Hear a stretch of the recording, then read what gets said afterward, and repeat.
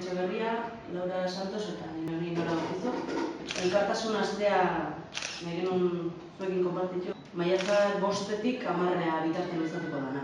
Amasabila hona beti izan da herri solidarioa, hainbat adibide izan ditu horren ingurun, baina oraingoan udal honek, udal talde honek pauso bat haratago eman nahi izan du.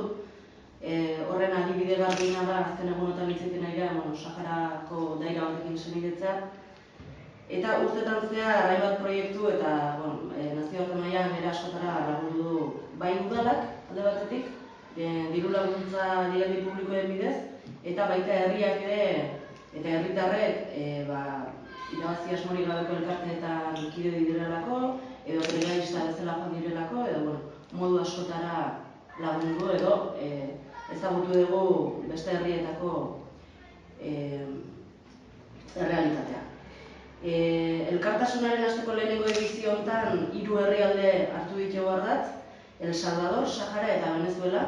El Salvadorrekin badugu Aiztondo baiaran senidetze bat, Aiztondoko herriok senidetuta gaudeango Meangera herriarekin.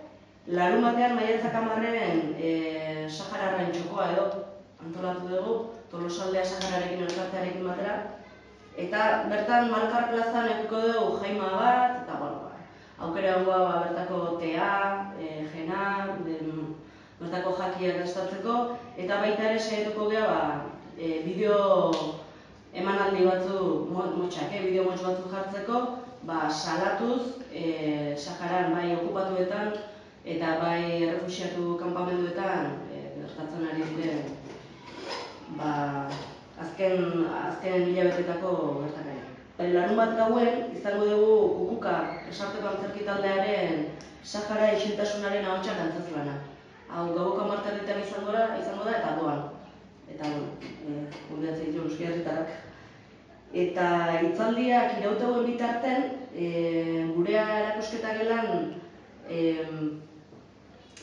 erakusketa bat izango dugu, Odeien seme-alabak izena duna, erakusketa hau Euskal Fondoak eta FAPRESak elkarlanen egindako erakusketa bada, 14 panelez osatua, eta bertan ikusiko duguna da giza eskubideen egoera Mendebaldeko Saharan.